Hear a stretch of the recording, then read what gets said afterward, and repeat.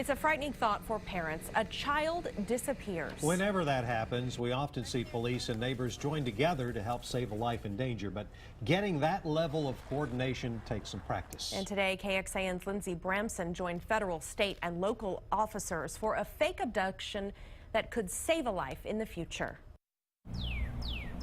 We have a 12-year-old white female that on her way to school, she didn't show up at school. Acting as if this was a real-life scenario, officers spread out throughout the missing girl's neighborhood. Multiple state and local agencies are searching for 12-year-old Emily Austin, last seen walking to school 7:30 Wednesday morning.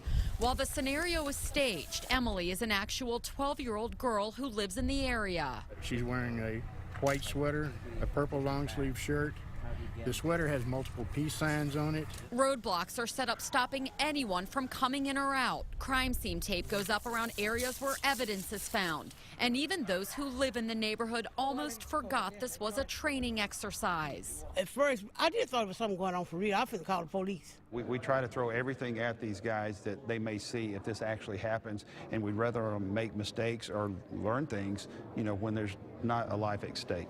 They've got the house secured. They need someone to go to the school, see what they can find out. The school, which is just a couple blocks away from her house. Officers even walked her route to school, looking for any and all clues. It's a good thing. They need to. More practice, so if something do happen, they'll know how to deal with it.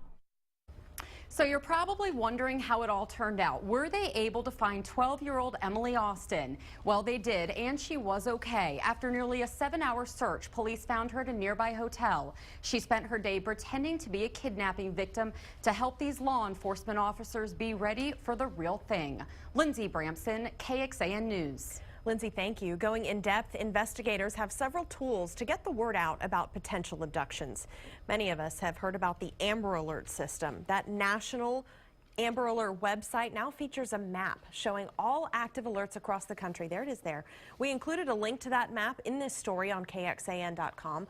Locally, TxDOT puts up electronic message boards along several highways throughout town. The most recent went up on Mopac South near 183.